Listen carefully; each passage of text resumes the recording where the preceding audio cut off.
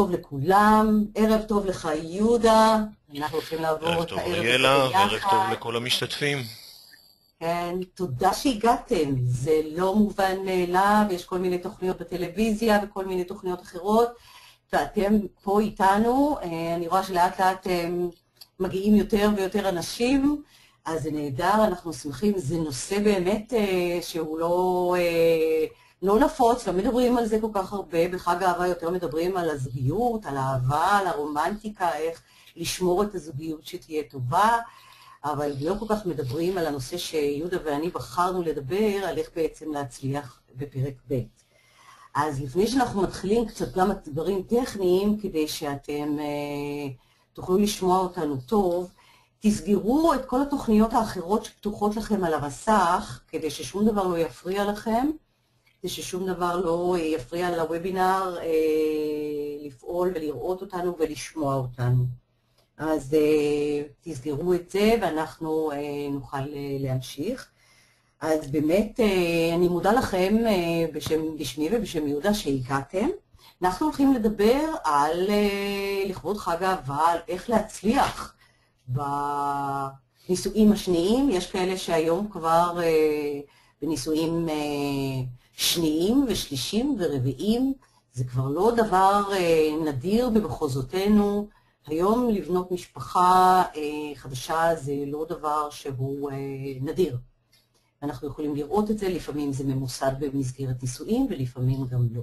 אבל אנחנו יותר ויותר רואים משפחות שהן משפחות מורכבות, מה שנקרא, או מעורבות, שהן בנישואים, בזוגיות של פרק ב' אחרי שהנישואים בפרק א' התפרקו או הסתיימו. אוקיי.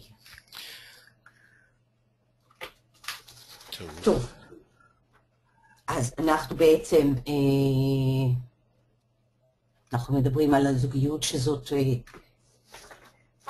יהודה, אתה רוצה לדבר על זה? נדמה לי שאנחנו צריכים עוד להציג את עצמנו.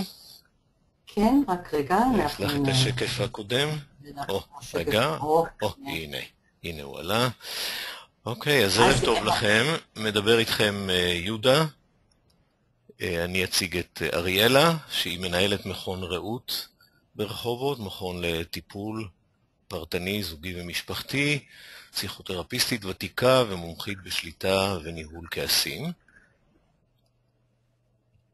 ואיתי נמצא יהודה איילון, שהוא פסיכולוג, מטפל זוגי ומשפחתי, הוא מנחה גם קבוצות וזוגות בתוכנית אוהבים בונים זוגיות באהבה. ויהודה גם ייתן מהניסיון שלו, העשיר והמוצלח, רב השנים בנישואיו השניים עם נעמי. את יהודה הכרתי למעשה דרך נעמי, ככה שאני מכירה את הזוג הזה, את הפרק ב' שלהם, ופרק בהחלט מוצלח, ככה שיהודה ייתן גם הניסיון המקצועי שלו, וגם מהניסיון האישי שלו. רגע. זה מה אמרנו לעשות את זה. הנה. כן. כן. אוקיי. אז זוגיות מוצלחת בפרק א' ובטח בפרק ב'. פרק ב' היא הזדמנות נפלאה להחזיר לחיים שלנו אהבה, תשוקה, שמחה, חום, ביטחון, השתייכות וצמיחה אישית. תראו כמה דברים זוגיות טובה מאפשרת.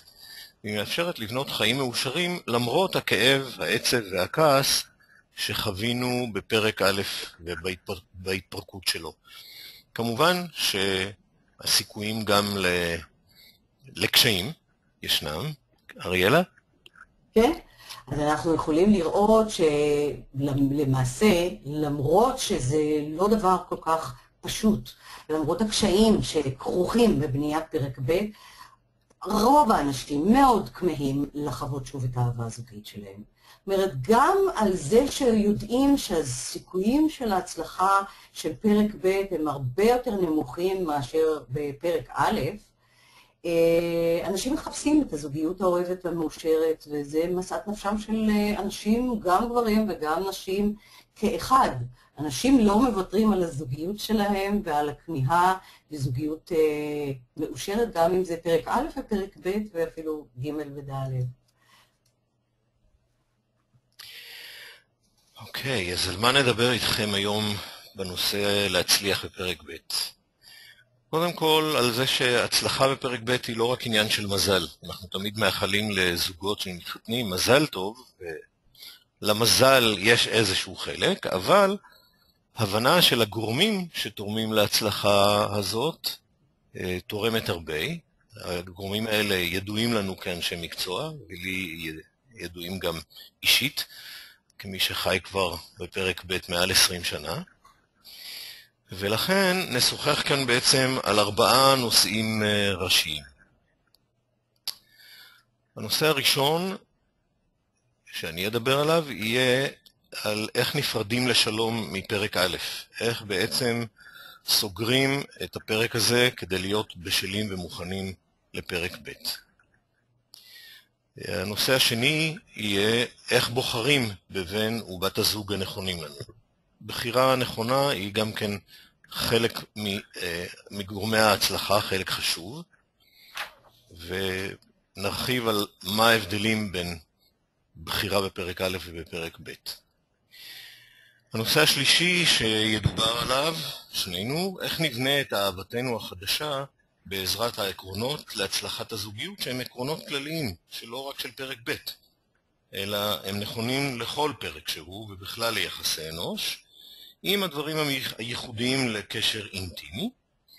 ולבסוף, הדבר שהוא באמת ייחודי לפרק ב' ושאיננו בפרק א', זה שפרק ב' מתחיל, אצל הרבה מאוד זוגות לפחות, שלאחד מהם או לשניהם כבר יש ילדים מנישואים הקודמים. ואז עולה השאלה החשובה על איך לשלב באהבה ובתבונה את הזוגיות וההורות. נכון. אתה יודע, יהודה, שכחנו להגיד לשומעים אותנו שבעצם אנחנו, אחרי שנדבר על כל 4 הפרקים האלה, הנושאים האלה, אנחנו נאפשר את השאלות, לאנשים לשאול אותנו שאלות, ואנחנו נענה להם בסוף. הם יכולים לכתוב את השאלות שלהם בתיבה של השאלות, יש questions, אנשים יכולים לכתוב את זה, ואנחנו נרשום את זה לפנינו. כבר יש לנו שאלה אחת של ליאורה, ואנחנו כבר רשמנו את זה לפנינו, ובסוף הוובינר, אחרי שנגמור לשוחח על כל 4 הנושאים האלה, אנחנו ניתן מקום לשאלות, אוקיי? אוקיי, והסיבה שאנחנו דוחים את זה לסוף, כי אנחנו חושבים שיכול להיות מאוד שחלק מהשאלות שלכם יענו ממילא בדברים שאנחנו נציג במהלך הוובינר. כן, אבל כבר יש לנו שאלה מאוד חכמה, ושאלת $1,000,000. אוקיי, טוב, אז בואו אנחנו נמשיך, ואנחנו בעצם נראה שלמרות אחוז הגירושין הגבוה, שהוא 30 בישראל, זה 30-35%, רוב האנשים מחפשים זוגיות חדשה, לא מוותרים. רוב האנשים מחפשים את זה, ולרוב האנשים יש ציפייה וכמיהה לקשר זוגי, שבעצם יהיה בו גם אהבה וגם תשוקה וחום וביטחון ושייכות. אתם יודעים מה שאומרים, יש בזה איזשהו סוג של גם בדיחה, הומור, של נישואים שניים הם ניצחון של התקווה על פני הניסיון. כאילו, התקווה לא הולכת, שאולי זה הפעם יצליח. ואחוז הגירושים בנישואים שניים חשוב לדעת אותם, כדי שאם אנחנו רואים שהאחוז הוא גבוה יותר, אחוז הגירושים בנישואים השניים הוא גבוה יותר מאשר בנישואים הראשונים, זה 60% ומעלה. מחקרים מראים שאפילו יש 65% של גירושים, שהנישואים השניים מסתיימים בגירושים, אחוז הגירושים הרבה יותר גבוה, אבל למרות זאת, ולמרות הידיעה הזאת, אנשים בכל זאת נכנסים, גם אם אנחנו לא מדברים על נישואים ממוסדים, אבל עצם העובדה שיכולה להיווצר זוגיות שנייה ומשפחה מעוררת חדשה. אז גם זה יכול להסתיים. רוב מהאנשים שנישאים מחדש הם הורים שיש להם גם ילדים מהנישואים הראשונים, ככה שאנחנו רואים שבעצם זה מרכיב נוסף שבדרך כלל אין אותו בנישואים הראשונים, ולכן יש לו השפעה מאוד גדולה על הצלחת הניסויים, וזה אנחנו ניתן התייחסות מאוד מפורטת גם בהמשך. רגע.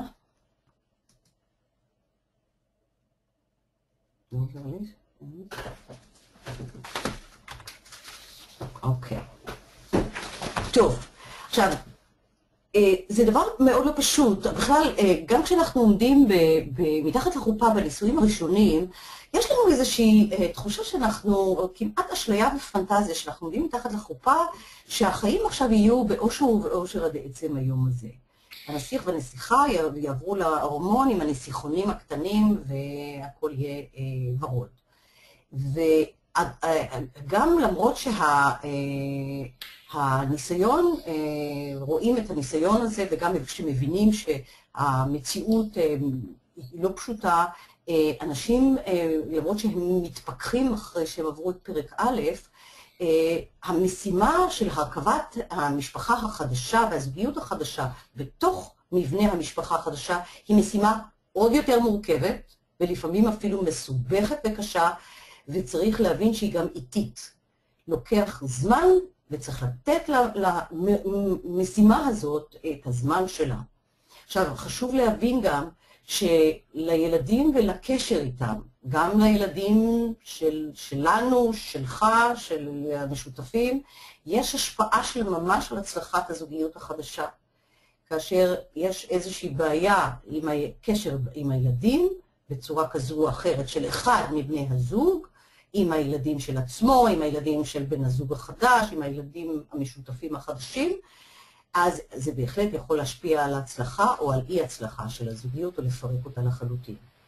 עכשיו, חשוב גם מאוד להבין שיש הבדלים מאוד גדולים בבחירת בן הזוג בנישואים השניים לעומת הראשונים, וכאן אני רוצה שאנחנו ניכנס לזה קצת יותר להבין, כי ברגע שאנחנו נבין את ההבדלים, יהיה אולי קל יותר גם לראות איך אנחנו בוחרים אולי בצורה יותר מושכלת, יותר מודעת, יותר מפוקחת ויותר בוגרת את בן הזוג שלנו בפרק ב'.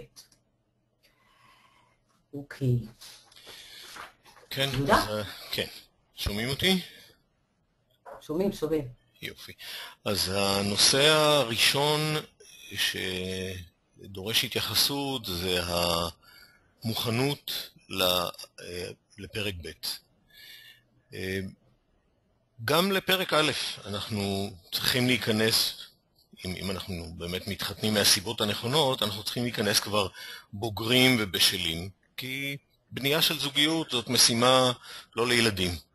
לצערנו הרבה מהנישואים האלה שהם טרם זמנם, מתוך כל מיני שיקולים, פעם זה היה בגלל שהבחורה כבר הייתה בהיריון, היום זה אולי מסיבות אחרות, עדיין המוכנות בגיל צעיר הרבה פעמים לא מספקת, ולפרק ב' המוכנות שדרושה היא במיוחד הפרידה והסגירה של פרק א'. הגירושין, או במקרים הפחות שכיחים ההתאלמנות, הם תחילת תהליך, זה לא סוף התהליך, לא ההתאלמנות ולא הגירושים. אנחנו היום בעיקר נדבר על פרק ב' שבא אחרי גירושים, אבל בהחלט אם יש בקהל השומעים שלנו מישהו שרוצה להתחיל פרק ב' אחרי התאלמנות, הוובינר הזה בהחלט מתאים לו. בכל מקרה יש עבודה לעשות, והיא גם בגירושין היא עבודת אבל בעצם. למרות שבזמן הגירושים בעיקר חווים את הכעס הגדול על בן ובת הזוג שהתנהגו איתנו לא יפה וגרמו לפירוק וכו', ואנחנו לא מודעים עדיין בכלל לחלק שלנו, אלא רק רואים את האשמה של הצד השני, אנחנו בעצם עסוקים בתהליך של אבל, גם בהתאלמנות בוודאי ובוודאי. יש שם הרבה רגשות באים יחד ומשמשים בערבוביה, לפעמים ממש בו זמנית, אנחנו יכולים גם לכעוס וגם להתגעגע, לכעוס על הדברים הרעים והלא צודקים והלא הוגנים שקרו לנו, ומצד שני להתגעגע לאותם החלקים הטובים.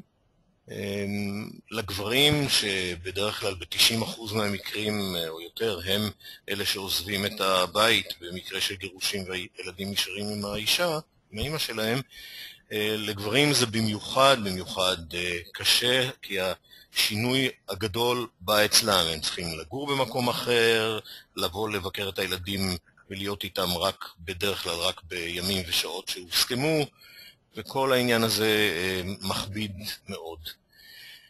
אם אנחנו עוברים בהצלחה את החלק הזה, הכעס שוכח וכולי, אנחנו יכולים להתחיל גם להתגבר על הפגיעה שפגענו, כי כעס מכסה בין השאר גם על אלבון.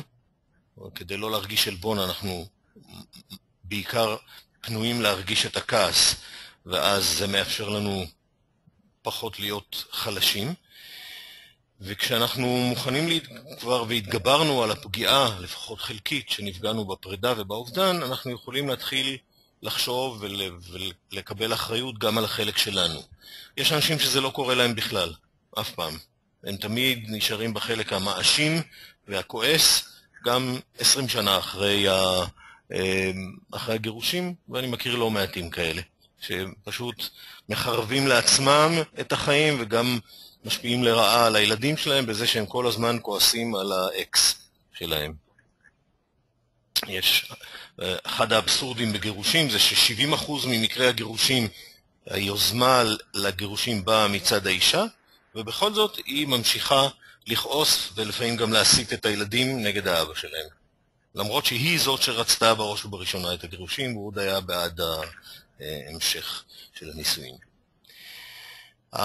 אחד הקשיים שצפויים וצריך לשים לב אליהם זה ההתעקעות בכעס.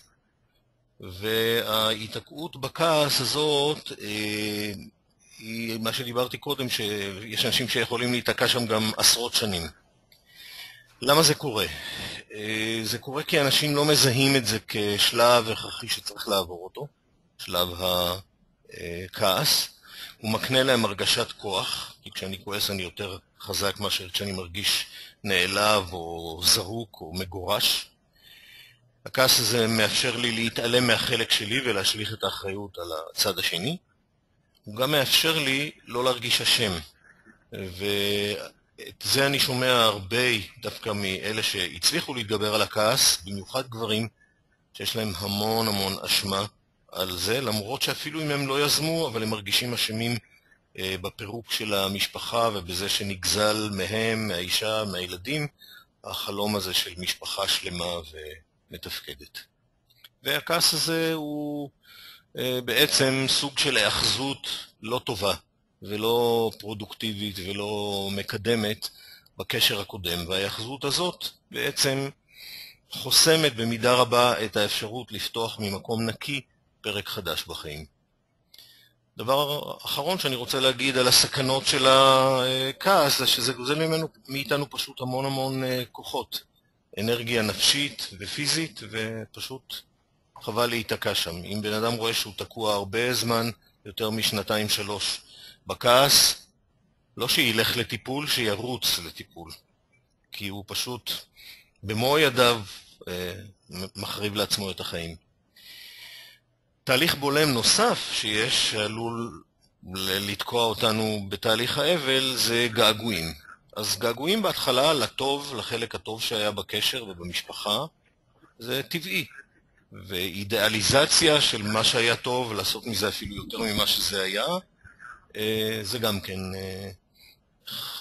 טבעי מצד אחד, כל עוד זה נמשך זמן סביר, אבל להכיר בזה שזה, כשאנחנו עושים אידיאליזציה של מה שהיה פעם, אז אנחנו בעצם כאילו ממשיכים עוד בפנטזיה לחיות עוד בקשר הקודם. והאידיאליזציה הזאת היא שוב בעיקר נחלתו של המגורש, של זה שלא יזם את הגירושים, אלא היה נאלץ לקבל אותם, ופחות משפיע על מי שיזם את הפירוד. ואני רוצה לסיים את החלק הזה בדברים שלי בזה שבאמת המודל הנפוץ שישנו, וזה לא חידוש בטח עבור רובכם.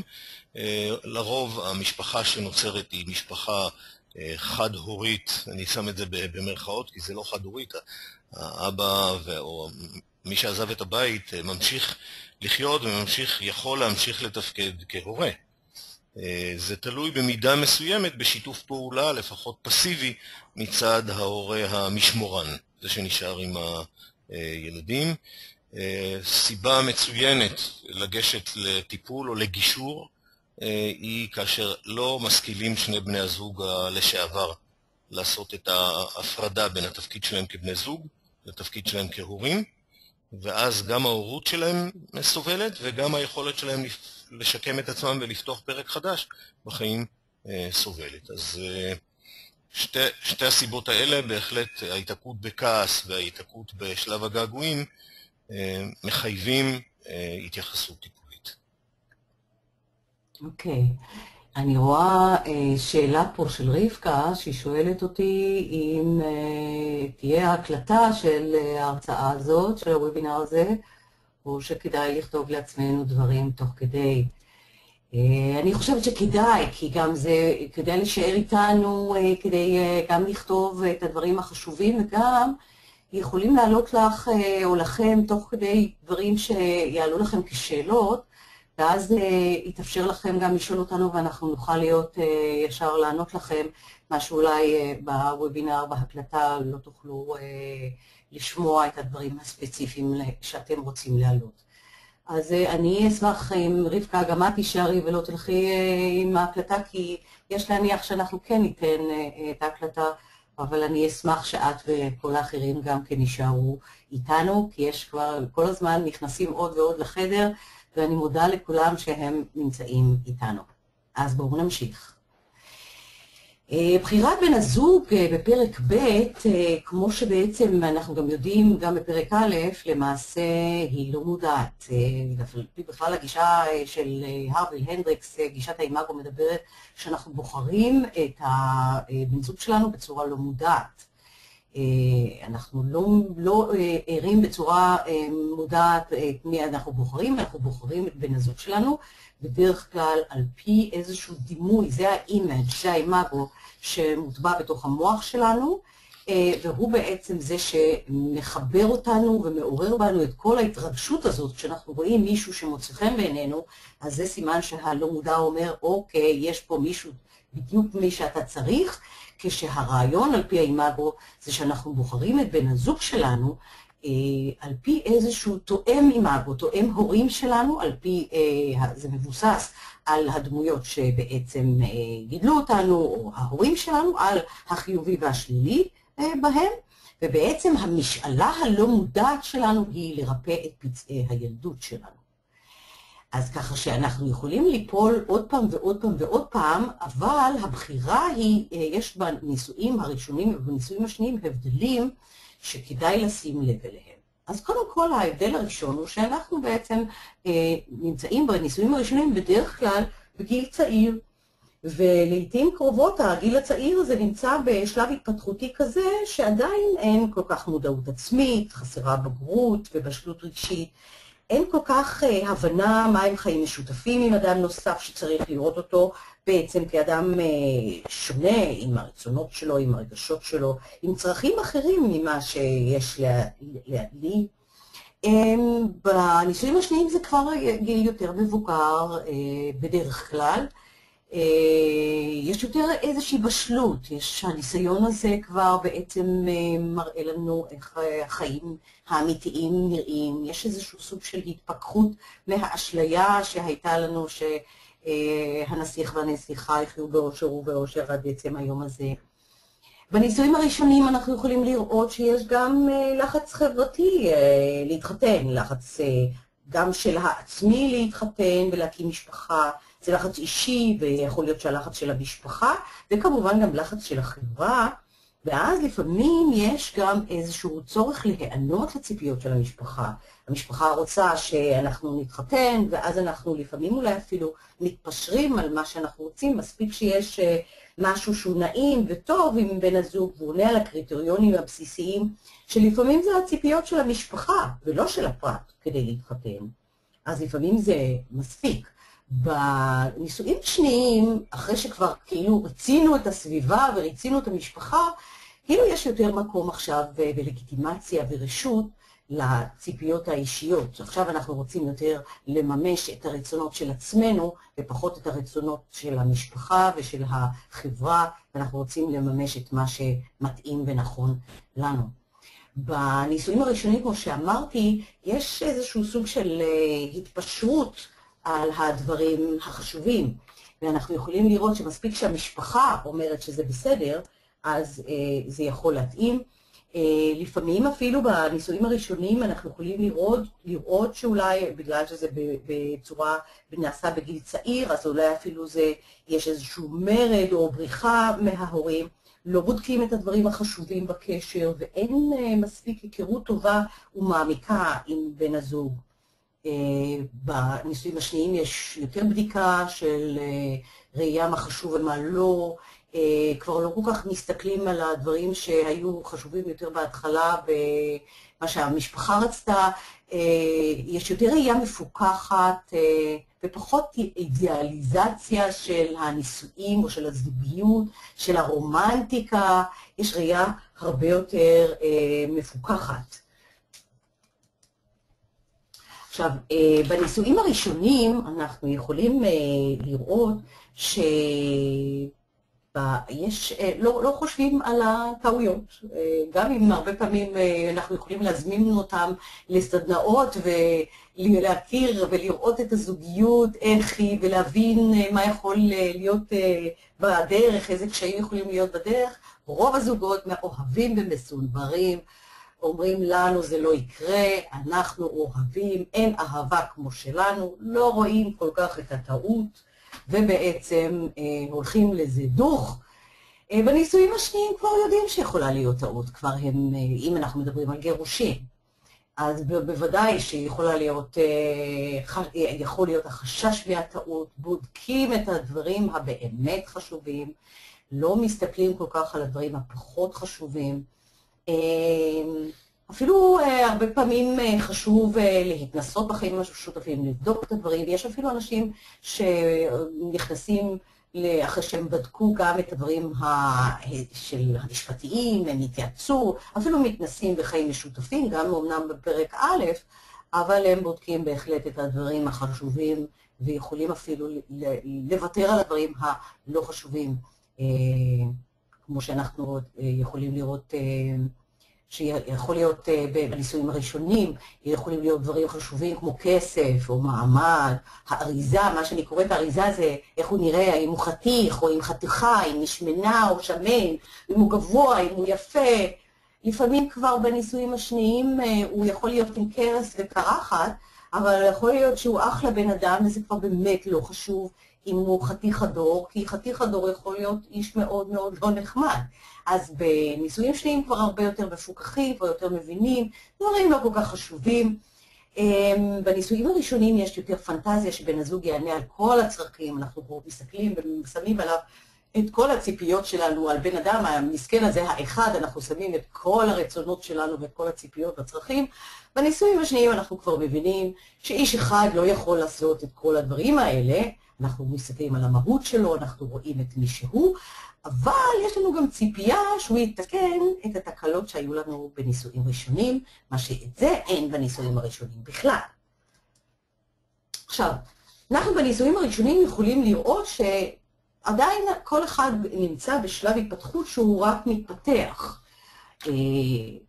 אין את הקריירה עדיין, המעמד עוד לא קיים, מעמד חברתי, מעמד של מקצוע, אין עדיין הישגים כלכליים, יש עוד הרבה דברים שצריך להשיג, אבל בנישואים שניים כבר יש קריירה, יש מעמד, יש הישגים כלכליים, אנשים מסודרים, ולכן הרבה פעמים הדברים האלה הם יכולים להיות שיקול בבחירת בן הזוג, או אפילו משהו שיכול להפריע.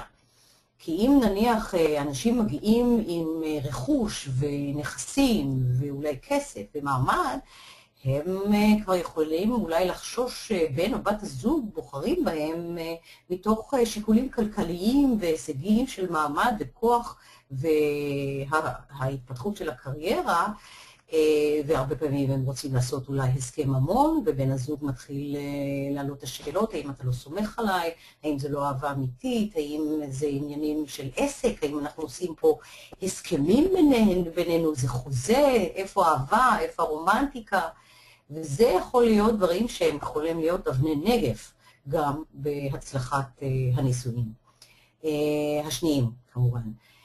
בניסויים הראשונים אנחנו יכולים לראות, כמו שאמרנו קודם, בפנטזיה יש יותר ראייה ילדותית של ראיית הזוגיות כספק הצרכים. בן הזוג, ספק צרכים, ואם אני מרגיש או מרגישה לא מסופקת, אז בן הזוג שלי אשם. סימן שהוא לא עשה משהו שהוא צריך לעשות, ואז אני יכולה לבוא אליו בטענות. זה מה שאנחנו יכולים לעשות בפרק א', ולכן הרבה פעמים הפרק א' והניסויים הראשונים יכולים לעלות על סרטון. כי בן הזוג, המסכן הזה שאנחנו שמים עליו את כל הציפיות, גם לא יש ציפיות מאיתנו, וגם אנחנו לא מספקים לו את כל הצרכים כמו שהוא היה מצפה, ולכן אנחנו נכנסים למאבק כוח בלתי נסבל, שיכול להסתיים גם בסיום הניסויים, בפרידה ובגירושים. בניסויים השניים, לפני הניסויים כבר מבינים שזה רק בן אדם, ויש לו גם כן עולם משלו, ויש ראייה יותר בוגרת, יותר בשלה, יותר מודעת, שהחיים בשניים הם תהליך של צמיחה, וכל אחד הוא עולם משל עצמו, וכל אחד צריך להבין את הצרכים של השני, את המקום של השני. זה עולם אחר, זה עולם שונה, זה עולם שצריך לקחת אותו בחשבון, גם אם זה מתסכל, זה עדיין לא אומר שהזוגיות הזאת לא טובה. תסכול זה חלק מהמציאות של החיים שלנו, אין מה לעשות. אוקיי, יהודה? יהודה? כן, שומעים אותי? הכל בסדר? יופי. כן. אוקיי, אז בהמשך לדברים שלך על הבחירה הבוגרת של בן ובת זוג, אני רוצה עוד כמה מילים לסיום. אין ספק שבחירה בוגרת ובשלה היא תנאי חשוב, והיא באופן, נגיד, אידיאלי, כשאנחנו בוגרים גם בשנים וגם בניסיון חיים, יש סיכוי יותר טוב שנצליח לבחור טוב, והנה, אף על פי כן אנחנו רואים שהכישלונות שבניסויים שניים הם אפילו עולים על הכישלונות של פרק א', אז זה נושא מעניין. הרבה מאוד אנשים נמשכים ומתאהבים דווקא באנשים שהם מאוד טיפוסים מנוגדים להם, כאילו הם משלימים אחד לשני את הצרכים.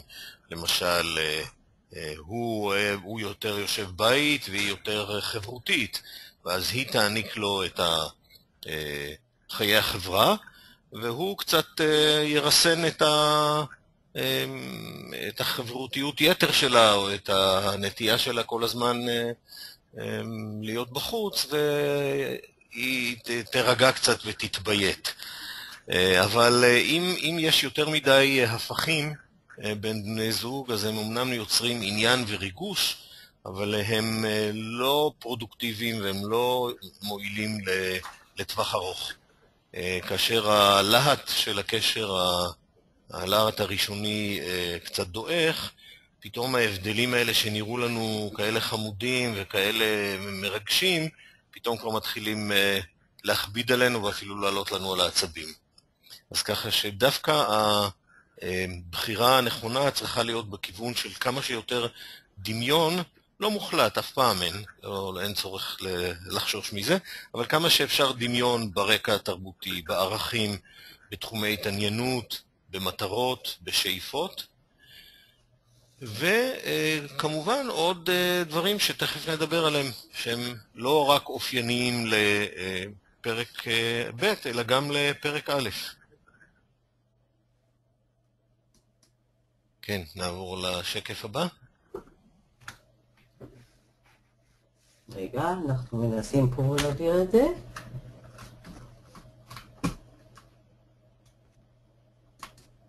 לא, זה אחורה.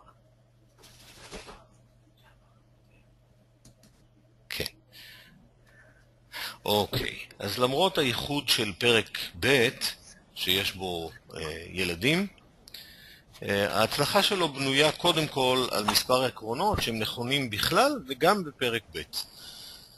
העקרונות האלה שאני אביא 4 מהם בהמשך, הם גם משקפים חוכמת חיים מצטברת וניסיון אנושי ארוך שנים, וגם מבוססים על מחקר שאני רוצה לספר לכם עליו ככה בקצרצרה. אחד מגדולי החוקרים בתחום הזה בעולם הוא איש משלנו, יהודי בשם ג'ון מורדכי גוטמן, שחי במערב ארצות הברית, שהוא כבר בתחום הזה מעל 35 שנה, והוא עקב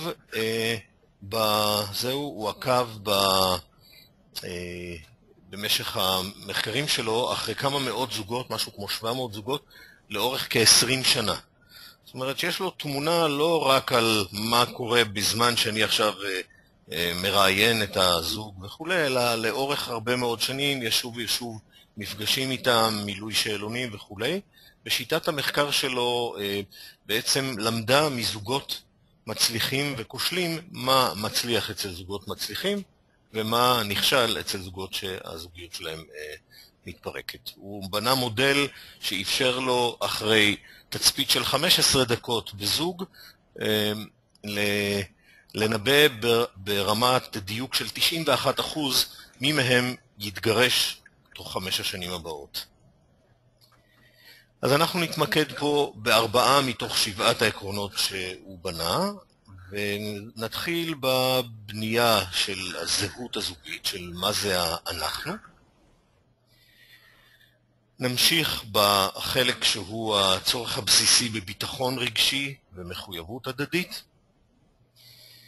בערך של כבוד ועדינות הדדיים, שהוא ערך ראשי ומרכזי בניהול היומיומי של התקשורת בין בני הזוג. כן. יהודה, מישהו פה כתב לי שלא רואים את המצגת. אני רוצה לבדוק אם יש עוד אנשים שלא רואים את המצגת.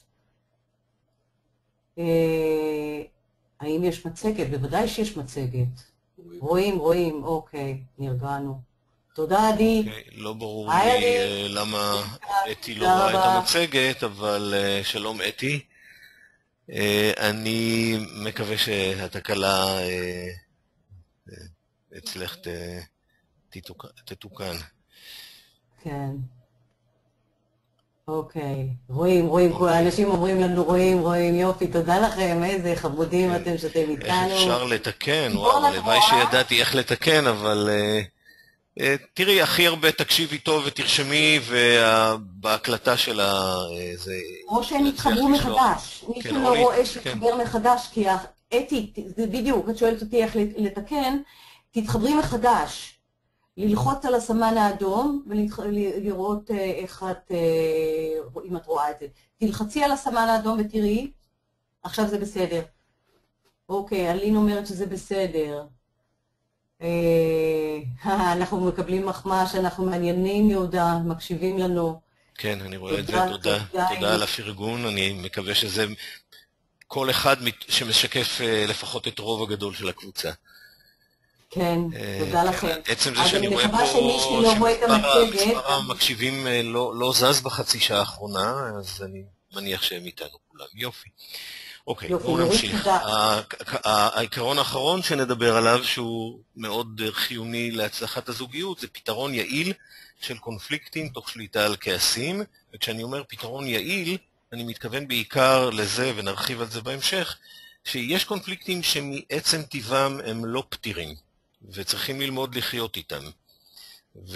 וזה גם מדגיש אגב את החשיבות של בחירה נכונה של בן ובת זוג, כי ככל שהבחירה תהיה יותר מתאימה, אז אותם הקונפליקטים שהם בלתי פתירים יהיו מצומצמים יותר, או הם יהיו בעוצמה פחות משפיעה, פחות מכרעת. אז מה זאת הזהות הזוגית? בעצם כשזוג נוצר, הם עוברים ממוד מסוים של התייחסות לעולם, של אני ואני ואני, לאנחנו. הם מתחילים לראות את הצרכים של הזוג, לפחות באותה רמה של צורכי האני של כל אחד מהם. זאת אומרת, הם יכולים בהחלט לקחת בחשבון לא רק את הצרכים שהם מעוניינים למלא, אלא גם איך זה ישפיע באותו זמן, לתקופה קצרה או ארוכה, על בן או בת הזוג ועל טיב הקשר ביניהם. דוגמה שקיבלתי ממישהי שהיא אשתו של רופא, דיברה על זה שכשהוא יוצא לתקופת התמחות בחו"ל ולוקח איתו את המשפחה, אז בעצם זה פוגע לפחות למשך 2, 3 או 4 גם בקריירה שלה.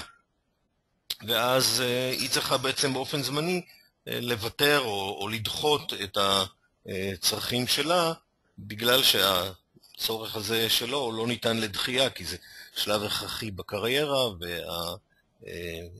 והקריירה שלו היא מאוד תורמת גם לא רק ברמה המקצועית, אלא גם לכלכלה של המשפחה. יהודה, אני בנקודה הזאת רוצה קצת להדגיש משהו שאני חושבת שהוא חשוב שאנשים יבינו אותו. למרות שכתבנו פה בשקף את מה שבעצם דיברנו בעבר וחשבנו לתקן אותו. כן. הוא משום מה חזר המשפט הזה.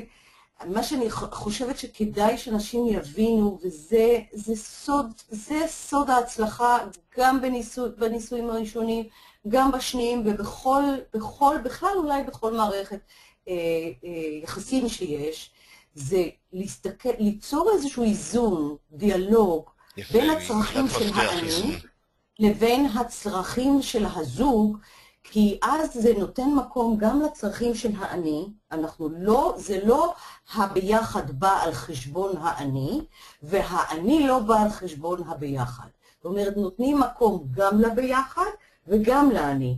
לפעמים דוחים את זה, לפעמים מתפשרים, לפעמים צריכים אולי לוותר באופן זמני, אבל שוקלים את השיקולים בצורה ששמים גם את הצרכים של הזוגיות, וגם את הצרכים של כל אחד מבני הזוג כאינדיבידואל, כי אחרת האני של בני הזוג ייעלם, וזוגיות כזאת שמבוססת על מצב שבני הזוג צריכים לקבור את העולם המובחן שלהם, הייחודי האינדיבידואלי, זוגיות כזאת לא יכולה להחזיק מעמד לאורך זמן בשום אופן. אז גם הזוגיות לא יכולה לוותר על האני של כל אחד מבני הזוג, וגם האני לא יכול לוותר על הזוגיות, כי רוצים גם את הביחד. אז צריך למצוא את האיזון וליצור דיאלוג בין הצרכים האלה. אוקיי, תודה אריאלה על ההרחבה של הנקודה הזאת. אני בהחלט מסכים איתך שהאיזון פה מאוד מאוד חשוב.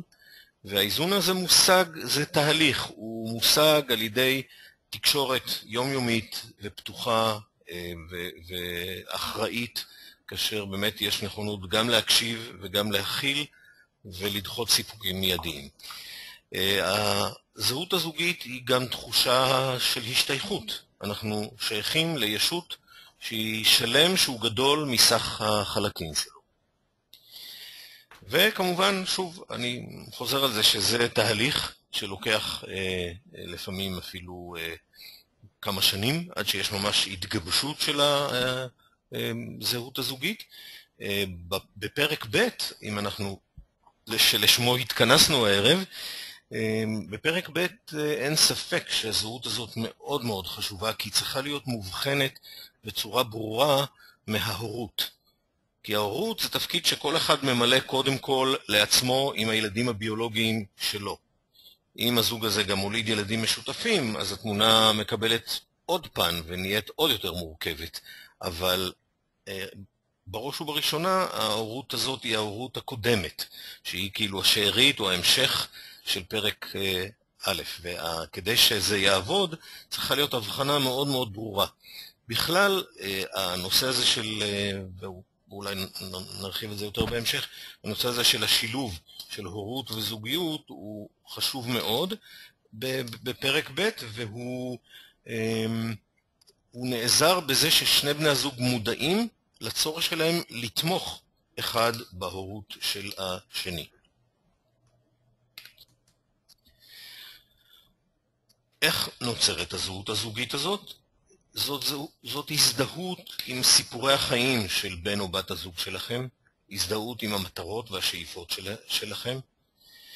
אתם שניכם לומדים להכיר מה הם רוצים, מה משמח אותם, מה קשה להם, מה מחזק אותם, מה מאיים עליהם, מה מלחיץ ומה מרגיע, ובעצם משתדלים באמת ליצור את התנאים המרביים שיאפשרו באמת לשמח אותם, לחזק אותם ולהרגיע אותם. הזהות הזאת היא גורם כל כך מרכזי שבוודאות רבה אצל רוב מכריע של זוגות שמתגרשים בחמש שנים הראשונות לנישואים שלהם, פשוט הזהות הזאת לא נוצרה ולא התחזקה ולא התגבשה מספיק. ולכן בעצם לא הייתה פה זוגיות אמיתית. וכדי שזה יצליח, בפרק א' זה לוקח זמן, בפרק ב' זה לוקח לפעמים עוד יותר זמן. אז לכן חשובה באמת בגרות וסובלנות וסבלנות, כדי שהתהליך הזה יגיע להבשלה. כן, נעבור הלאה. אוקיי, החלק השני הוא המחויבות.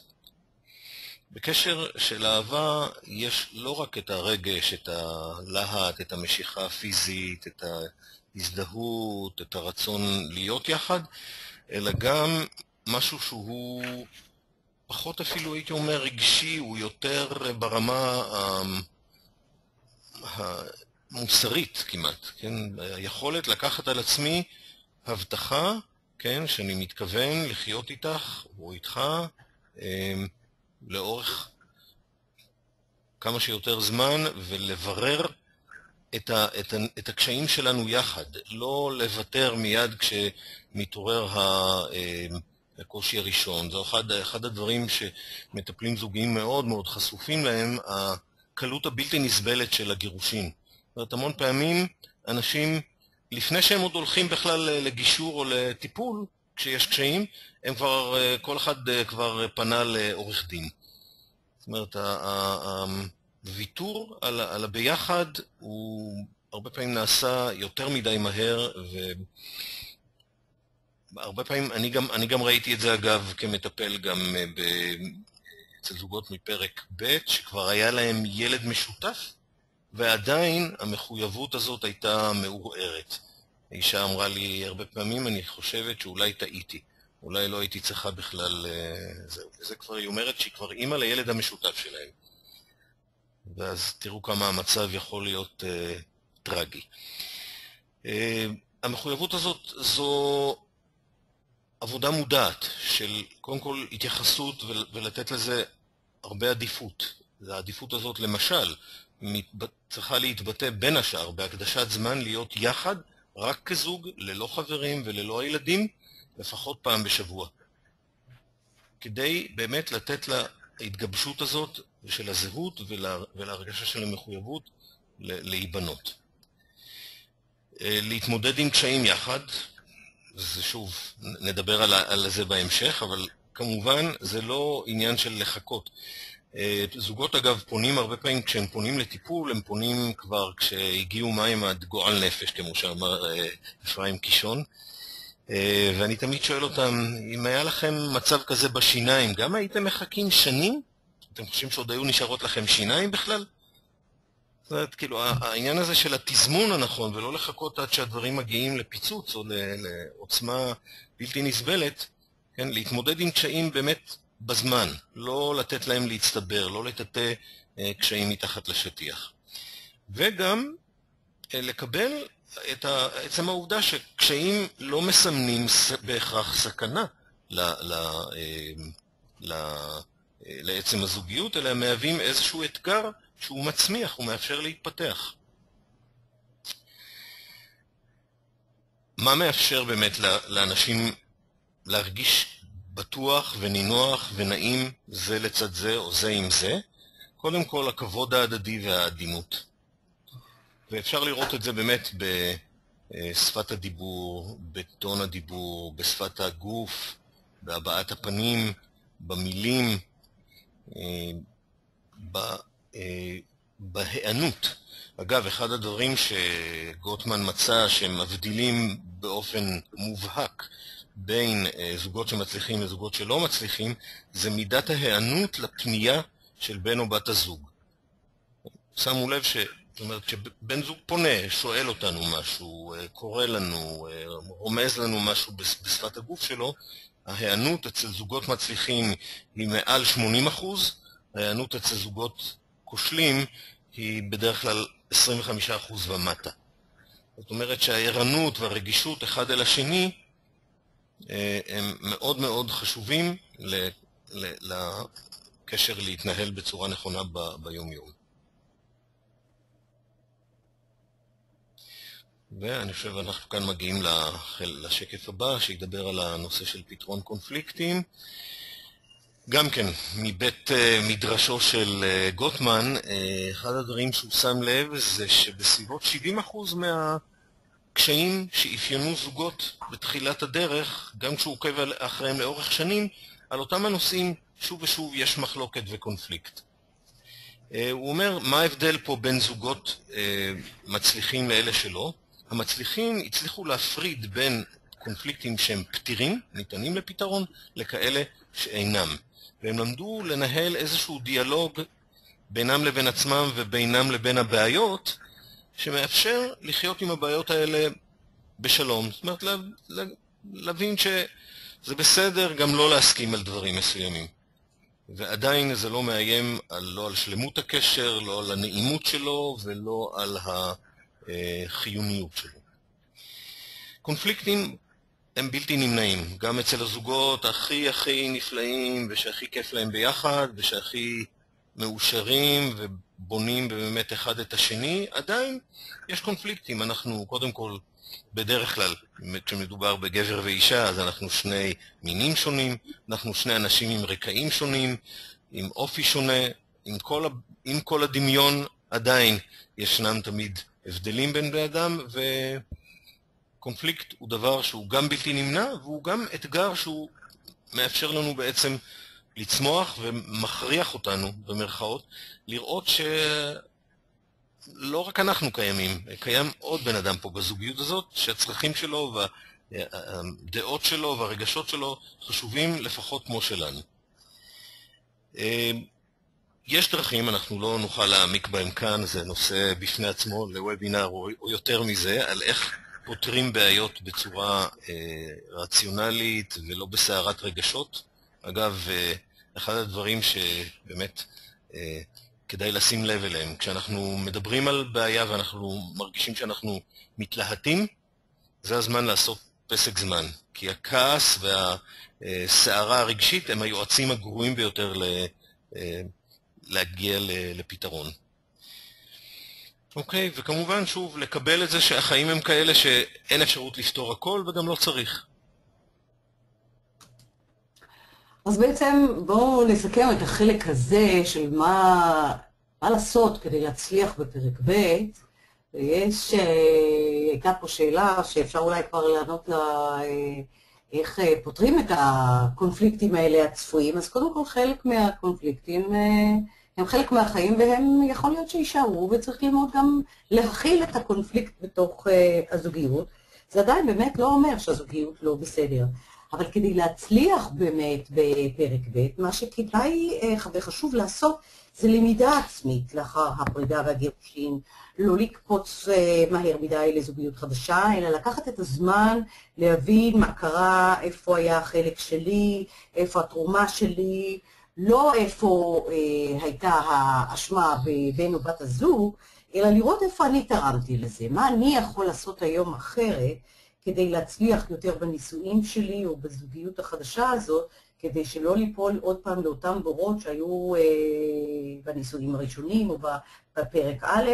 חשוב באמת להגביר את המודעות העצמית, להבין בכלל כיצד מתפתח הקשר הזוגי, לקחת אחריות על התרומה האישית לסיבות של הכישלון של הנישואים הקודמים, ולהפיק בעצם לקחים מתוך מטרה לעשות שינויים גם בהתייחסות של עצמי, גם בהתייחסות של בן הזוג, וגם כמובן לקשר הזוגי ולמשפחה כולה. חשוב להבין שהאהבה רומנטית, ההתאהבות הרומנטית למעשה היא דועכת. רצוי להגיע בקשר הזוגי לאהבה מודעת, שבעצם ממנה אפשר יהיה להצמיח גם את הרומנטיקה. חשוב מאוד להבין שבקשר הזוגי יש שניים, ושניים זה שני עולמות שלכל אחד יש את העולם משלו. גם בן הזוג מגיע בתוך העולם שלו עם הילד הפצוע שבתוכו, עם דפוסי ההגנה שלו, ושיש גם להתחשב בו ולכבד אותו. זה לא רק אצלנו, זה גם אצלו. ושום דבר הוא לא מובן מאליו.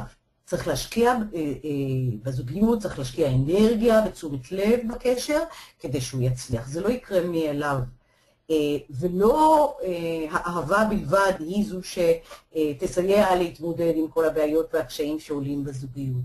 צריך להשקיע בזוגיות, צריך להיות מפוקחים, צריך להיות ערים. צריך שתהיה גם יכולת לפשרה, להגמיש את הגישה, להבין את הצרכים של השני, לתת התייחסות מכילה, אמפתית, למורכבות של היחסים והקשרים, גם בין הזוגיות וההורות. צריך לתת התייחסות לילדים המשותפים ולילדי כל הצדדים מהנישואים הקודמים. כמובן, כמו שיהודה אמר, לתת את המקום של הכבוד, להעריך אחד את השני, לתת מרחב לצמיחה, גם באופן אישי לכל אחד מהם, וגם לתת את המקום להתפתח לכל אחד מבני הזוג. כאן אנחנו מגיעים לפרק שהוא מאוד מאוד מאוד חשוב בהצלחה של הנישואים השניים, זה באמת איך לשלב גם את הזוגיות החדשה שבה עכשיו הזוג מאוהב ורוצה לבנות את החיים שלו באהבה וברומנטיקה, אבל בדרך כלל כל אחד מבני הזוג מגיע גם עם הילדים שלו, זו כבר לא טבולה ראסה. האמת היא שפעם מישהי מטופלת שאלה אותי, מישהי רווקה שהכירה בן זוג גרוש עם שני ילדים, היא אמרה לי, אבל הוא נורא נחמד, הוא נורא מוצא חן בעיניי, ואני ממש מרגישה שזה זה, אבל הוא גרוש, והוא עם ילדים. אז אני אומרת לה, נו, אז היא אומרת לי, אז הוא לא טבולה ראסה. אני אומרת לה, תגידי, מי מגיע טבולה ראסה? הרי יכול להיות בן זוג שמגיע עם אמא שלו, ועם החבילה שלו, ועם המשפחה שלו, ועם החוקים של המשפחה, והתרבות של המשפחה, איזה טבולה ראסה? אף אחד לא מגיע טבולה ראסה. אז הוא מגיע עם הילדים שלו, עם נישואים קודמים. זה העניין, בואי תראי איך את לומדת לחיות עם זה, כי בסך הכל הוא איש שמוצא חן בעינייך. ואכן באמת עשתה את הדרך, והם חיים ביחד באמת עד עצם היום הזה. אז באמת יש ציפייה שהזוגיות הזאת תיתן קשר זוגי שהוא באמת מספק וקשר קבוע, אבל ביחד עם ההורות המשותפת. זאת אומרת, מבינים כבר שצריך להיווצר פה קשר זוגי מספק, אבל יחד איתו גם צריך ללמוד לעשות הורות משותפת. להיות זוג הורים, גם אם זה לא ההורות הביולוגית, ליצור יחידת הורות משותפת שתגדל טוב את הילדים של כולם. מה שאני פעם קראתי לזה, שלי, שלך, שלנו. עכשיו, יחסים באמת לא מוצלחים עם בן הזוג, עם הילדים של בן הזוג, יכולים להשפיע על הזוגיות לגמרי, לערער אותם לחלוטין. זה אחד הגורמים המרכזיים שמשפיעים על הצלחת הזוגיות החדשה, וזה משהו שמאוד מאוד חשוב, שזה לא רק ליצור את הזוגיות הטובה בין בני הזוג, אלא גם ליצור הורות משותפת, כמו שאנחנו אומרים. עכשיו, אחד הדברים שמאוד אנשים לפעמים שוכחים, זה שצריך לחזק באמת את הקשר הזוגי הזה, יחד עם ההורות וההרכבה המאוד לא פשוטה של משפחה חדשה, צריך לקחת בחשבון את הצרכים של כולם. עכשיו, את הצרכים של בני הזוג, של כל בני הזוג, ואת הצרכים של הילדים של כל שניהם. יש את הצרכים של בני הזוג הקודמים.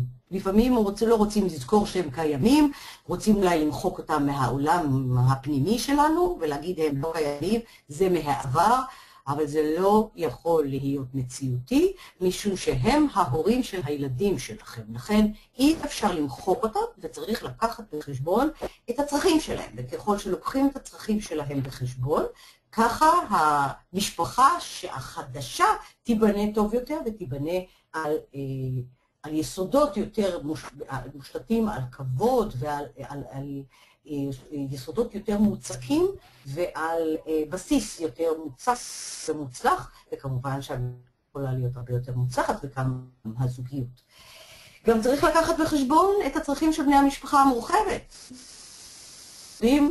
יש שם גם סבים וסבתות, ויש שם כמה יחידות, כי יש את של הסבים והסבתות של בן הזוג הזה, של זוג שנפרד, של כל אחד מהם, ועכשיו יש גם אפילו הורים של בן הזוג החדש. וגם אותם צריך לקחת בחשבון, כי גם הם נמצאים שם וקיימים.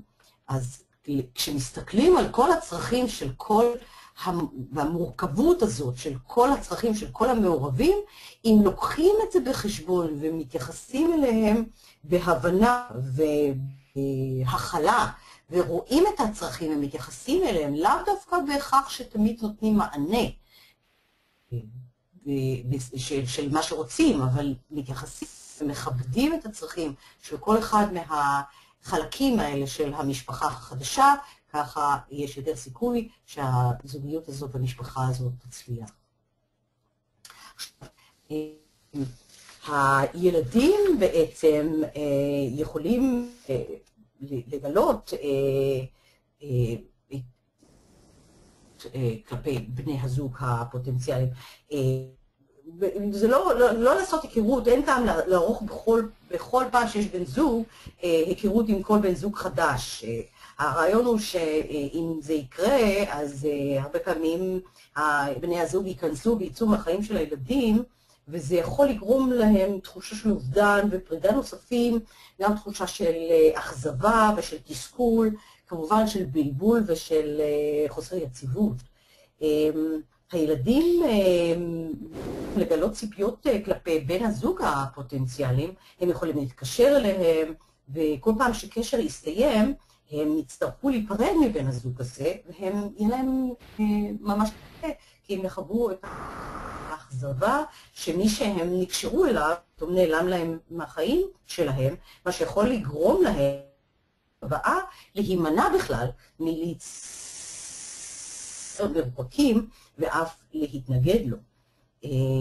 כשרואים לפעמים כשהילדים מתנגדים, אנחנו יכולים לראות שהם לא רוצים ליצור שום קשר עם בן הזוג הזה, ואז הם יכולים עם קשיים. ההתנגדות גם יכולה להיות אם הייתה כניסה של בן הזוג מהירה מדי לחיי הילדים, או אפילו אם היא הייתה קרובה לזמן שבו נפרדו ההורים הביולוגיים לילדים, אז אם זה היה מהר מדי, הכניסה של בן הזוג הייתה מהירה, או קרובה לפרידה של ההורים, התנגדות מאוד גדולה של הילדים לבן הזוג החדש, וברור הרי שהילדים מעדיפים את המסגרת המשפחתית, והם ישאפו, לוקח להם הרבה זמן עד שמוותרים על השאיפה הזאת, אבל יש להם שאיפה כמעט תמידית לאיחוד מחודש של ההורים שלהם שנפרדו, אלא אם כן הייתה שם אלימות מאוד קשה או הזנחה מאוד קשה, אבל ככה שאיפת הילדים היא שההורים שלהם יחזרו, ההורים המקוריים, הביולוגיים, יחזרו לחיות ביחד. עכשיו, בעצם איך משלבים בהצלחה זוגיות עם ההורות? אנחנו יכולים לראות שכדאי לעשות את ההיכרות בין בן הזוג החדש לילדים, לאחר הקשר הזוגי כבר עם בן הזוג התהדק, לאחר אתם זוכרים, יהודה דיבר על המחויבות ההדדית הזאת שיש, וברגע שיש את המחויבות הזאת ויש את הרצון שהקשר הזוגי הזה יתקיים, אז אפשר לעשות את ההיכרות עם הילדים. ההיכרות בעצם נחוצה במיוחד כשיש לבני הזוג רצון למסד את הקשר ביניהם, וקיימת כמובן המחויבות הזאת גם כלפי אחד כלפי השני, וגם כלפי הזוגיות שלהם. כאשר בעצם בני הזוג כבר קיבלו את ההחלטה למסד את הקשר ביניהם, ואולי גם לעבור למגורים משותפים. הם חשוב שיבינו שהתהליך הזה הוא לא פשוט. הם קודם כל צריכים לעבוד בשיתוף פעולה, במתן גיבוי הדדי אחד לשני, ולהבין את הצרכים ההדדיים של כל אחד מהם, מתוך גמישות ופשרה וויתורים. אבל לפני שהם מציגים את ההחלטה, את הבן זוג החדש לילדים, חשוב מאוד שבני הזוג ינהלו שיחה גלויה אחד עם השני, על כל הציפיות שלהם אחד מהשני, ואיך הם היו רוצים שהזוגיות הזאת תתנהל וההורות הזאת תתנהל. חשוב מאוד שהם ידברו ביניהם בצורה גלויה ובפתיחות מרובה על כל הרצונות שלהם, על הציפיות שלהם מהזוגיות הזאת ומההורות החדשה. קודם כל אולי אפילו הם צריכים לשאול את עצמם מה הם מצפים מעצמם, ואחר כך אחד מהשני. תפקיד ימלא הבן זוג, למעשה ההורה החורג בחיי הילדים. האם הוא יהיה הורה לכל דבר? האם בעצם הוא יהיה מעורב למרות שהוא לא ההורה הביולוגי? האם הוא יקבל אחריות על הילדים? איזה סמכות תהיה כלפי הילדים שהם מגלים? איזו גישה חינוכית מקובלת על שני ההורים, על שני בני הזוג? האם יש כל אחד מהם בשיחה הזאת בעצם הם אמורים לגלות את השונות ואת הרצונות כדי להגיע בסופו של דבר לעבוד או לפעול בצורה שהיא עם שיתוף פעולה, עם גיבוי מלא עם הילדים, בינם לבין עצמם וכמובן לגבי הילדים.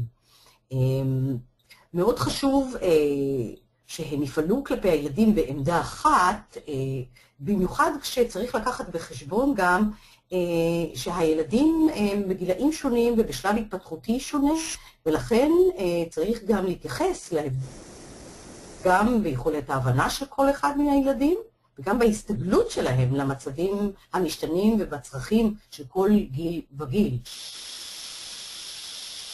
חשבון. אם אני יכול לתת דוגמה, כן, יהודה?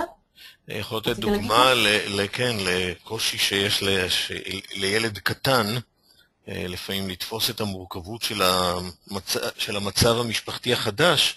ילד ששאל את אבא שלו, שכבר חי עם אישה אחרת, והוא כבר הכיר את האישה והכיר את הילדים שלה, והתחבר אפילו עם אחד הילדים שהיה בכמה שנים גדול ממנו. הוא שאל אותו, אבא, אתה משפחה שלי? כאילו, הוא תפס את המושג משפחה של מי שגר איתו ביום יום בבית. נכון. ובעצם הילד הזה, למזלו, זכה בעצם בעוד משפחה. יותר מאוחר, שנים אחרי כן, הוא אמר לאבא, בעצם אמא וסבתא והאחים שלי זה המשפחה הראשונה שלי, ואתה ואשתך והילדים שלה, המשפחה השנייה שלי. זאת אומרת, הוא הבין שבעצם יש לו עכשיו משפחה מורחבת גדולה, והוא מרגיש שייך לשתי המשפחות גם יחד. מדובר בילד הפרטי שלי. נכון. אז באמת, אחרי שהם מסכמים איך הם מתכוונים לעשות את השותפות ההורית הזאת, ואחרי שהם מבינים איפה האחריות, איפה הסמכות של כל אחד מהם לגבי הילדים של בן הזוג השני, איזה צורת חינוך הם רוצים לחנך, ואיפה הם נותנים גיבוי אחד לשני, חשוב לתת לילדים את הזמן להסתגל. הילדים לא בחרו את בן הזוג, זה רק בני הזוג בחרו אחד את השני. הילדים לא בחרו, זה דבר שנכפה עליהם והודיעו להם, ולכן צריך לתת להם זמן של הסתגלות, במיוחד, אמרנו קודם שזה תלוי בגיל של הילדים, שלב ההתפתחותי שלהם, ביכולת שלהם להבין לפי הדברים האלה. ועוד דבר שמאוד מאוד חשוב למה לתת להם זמן, וצריך להבין שזה לוקח זמן להסתגל, צריך לתת את הזמן, כי הם צריכים להסתגל לכמה מערכות יחסים של זוגיות ומסגרות משפחתיות, משום שיש שם כמה, בואו תראו כמה זה מורכב. מדובר על מערכת זוג ההורים הביולוגיים. זה עדיין זוג הורים ביולוגיים, אמנם הם לא חיים ביחד, אבל הם קיימים. יש את הזוגיות החדשה של האם ובן זוגה, יש את הזוגיות החדשה של האב עם בת זוגתו, יש את המערכת של הילדים מהנישואים הקודמים, מערכת של האחים למחצה מהנישואים החדשים, וכמובן מהמשפחה המורחבת, כל הדודים, כל הסבים והסבתות, שהם גם כן, וצריך לקחת בחשבון שלכל זוגיות ולכל מערכת משפחתית כזאת, יכולה להיות מערכת שונה של חוקים. מערכת שונה של חוקים ושל מנהגים ושל ערכים ואמונות שהילדים צריכים להסתגל. הם יכולים להיות בבית אחד שמותר לעשות כך וכך, ובבית השני יהיה אסור. למשל, יכולים ללכת לישון בשעה, ילדים נניח יכולים ללכת לישון בשעה 10 ולהסתכל באייפד או במחשב שלהם, ובמערכת משפחתית אחרת יגידו לא. בשעות האלה עם מחשב, לא באייפד, ועכשיו הולכים לישון בשעה 9, כולם הולכים לישון בשעה 9. או איך הם מסתגלים לניקיון, ואיזה סדר, ומי עושה סדר, ומי מבשל, מי מפנה את השולחן. כל מערכת משפחתית יכולה להיות עם חוקים משלה ומנהגים משלה, וזה יהיה בסדר. אבל הילדים צריכים להסתגל ולהבין איך בעצם הם מתרגלים ולומדים את החוקים החדשים שיש לכל אחד ואחד בכל המערכות. מאוד חשוב להבין שיש שם בן זוג, ההורה הביולוגי שלא נמצא איתם, ההורה השני שלא גר איתם, והילדים שומרים נאמנות, והם נאמנים להורה הביולוגי, ולכן אי אפשר, זה לא שבאים לתפוס את המקום שלו ולמחוק את קיומו, אלא להפך, ככל שתיתנו לו יותר מקום, אפילו בדיבור, אפילו בהזמנה בארוחות משותפות, או בטיולים, או כמה שזה ניתן, צריך גם את השיתוף פעולה כמובן של ההורה הביולוגי. והוא מוזמן, ונותנים לו מקום, ומתייחסים אליו בכבוד, ומעריכים את המקום שלו, הילדים, אתם קונים את ליבם של הילדים בכמה, זה יותר מהר. כי יש לנו תחרות, הילד לא רוצים למחוק את המקום של ההורה, צריך להגיד. ככה הילדים לפעמים נכנסים לתוך כדי הביולוגי, כשלפעמים הם רואים זלזול, או יחס לא מכבד, או יחס משפיל. לראות את החשיבות של הקשר של הילדים עם ההורים, לתת לו מקום, להתייחס לזה בכבוד. אני רואה שמישהו כותב לי שאני שומעת כתובה, שאתם בסדר, בואו נראה שזה אתם שומעים אותי כמו שצריך. אני שומעת מקוטעת. לא? אין לי. אני לא יודעת מה קרה, רבקה? את שומעת לא טוב? מקוטע. וואי. יהודה? כן, אני שמעתי קצת רעשים, כתבתי לך גם אס-אם-אס. הנה נחום אומר שעכשיו בסדר. כן, עכשיו זה עבר, היו קצת, כן, פתאום נכנסו כאלה מין רחשים. בסדר, נקווה שזו הפרעה זמנית שחלפה. הופ, עכשיו את נשמעת שוב מקוטע. איך את שומעת אותי?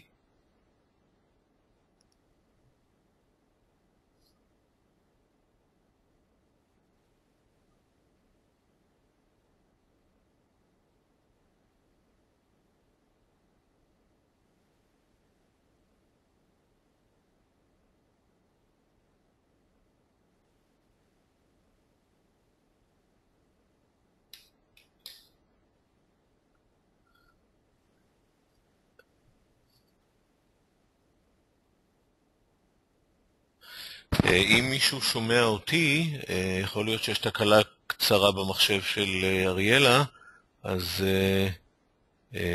אני אשמח אם תסמנו או תכתבו אם שומעים אותי. אוקיי.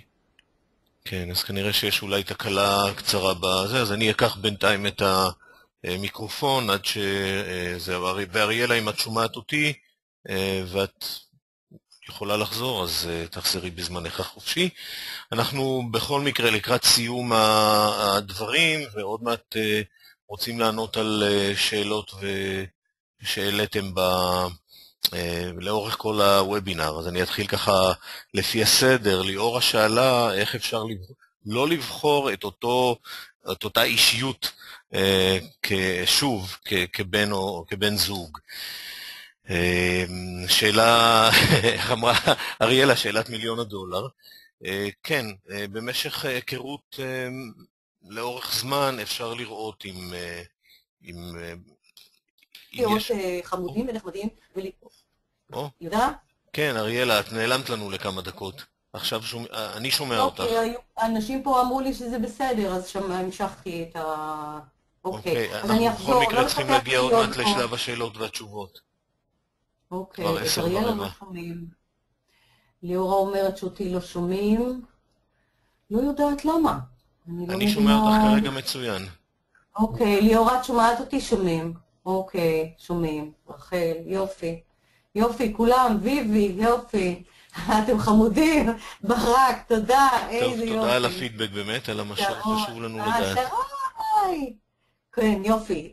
איזה חבורה נהדרת יש כאן. אני נורא שמחה שאתם איתי פה. אז אוקיי, אז בואו נחזור למי שאולי לא שמע.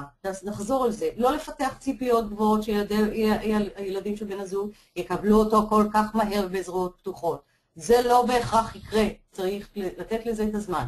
לא לצפות שתהיה תמורה מיידית מהילדים, ואיך שעשיתם איזושהי מחווה לילד, הוא מיד יבוא ויגיד, איזה איש חמוד אתה. לא, זה בדרך כלל לא יקרה.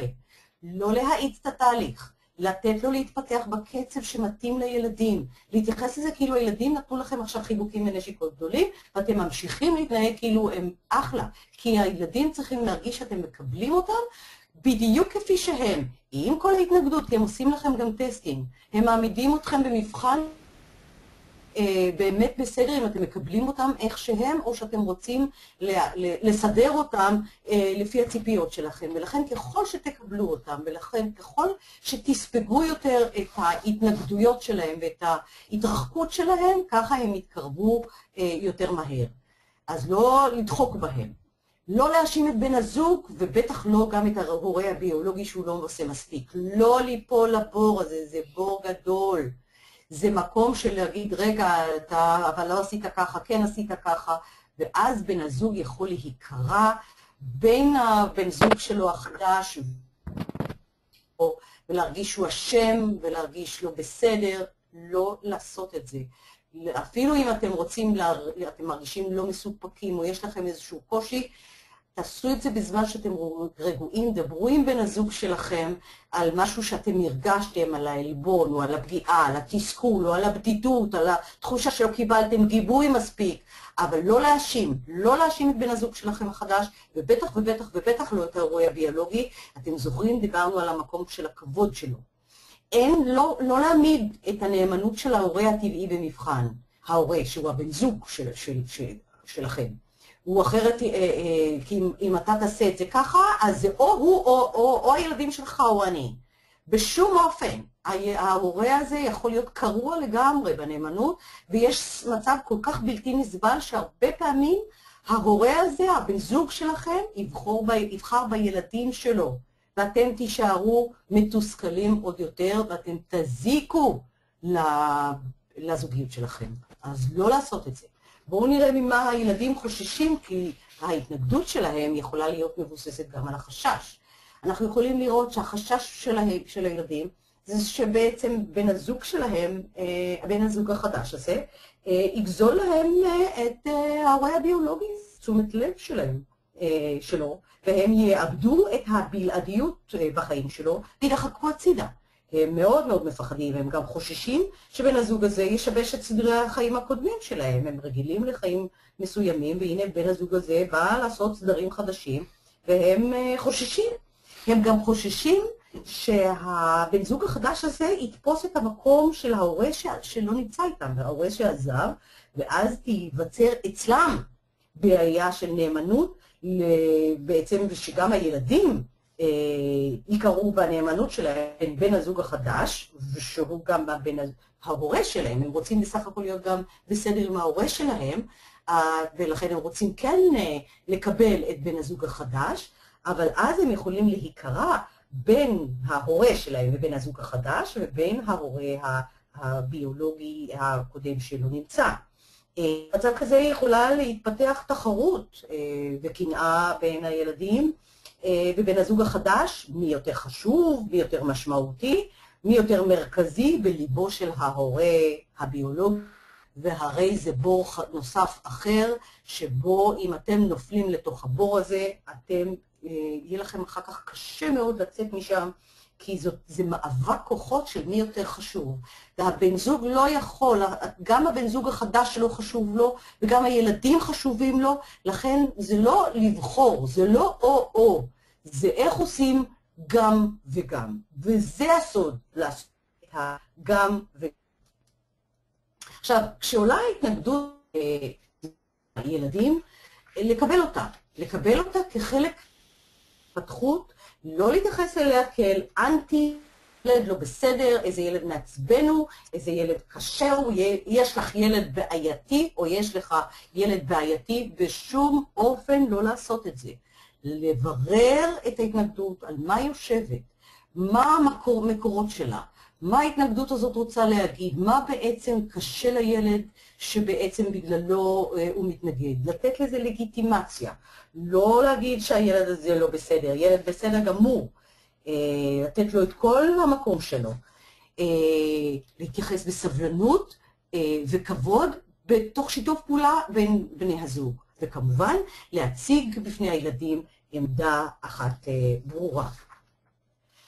עכשיו, ועוד דבר מאוד חשוב שכדאי לעשות, זה להתייחס לכל הילדים, אתם רואים זה הדגש של כל הילדים, כאל ילדים שלנו, זאת משפחה אחת עם כל מיני ילדים, זה לא סוגים שונים של ילדים, זה לא סוג א' וסוג ב', זה כל הילדים הם סוג א', זה הילדים שלי, זה הילדים שלך, והילדים החדשים המשותפים שלנו, לכן כולם הם ילדים שווים באופן שווה, לראות אותם באותה רמת חשיבות והתייחסות, וזה כדי למנוע בכלל תחושות של קיפוח ותחושות של קנאה ותחרות, מה שיכול בעצם לעורר לתחושות של כעס גדול ויצירת מריבות וסכסוכים, וכמובן אז גם מחנות, כאשר אנחנו אומרים זה ילדים שלי, ואתה לא בסדר, אז אני יוצר קואליציה אולי עם הילדים שלי נגדך,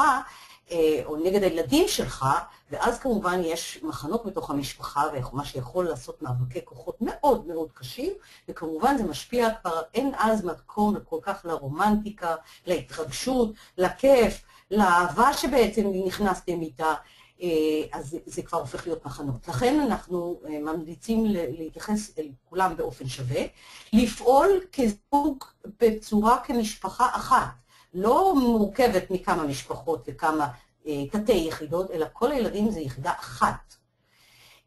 להציב, כמו שיהודה הזכיר בדברים שלו קודם, לשים גבול סביב המערכת הזוגית, שיש זוג שם ויש יחידה הורית, הזוג מטפל בילדים, בכל הילדים.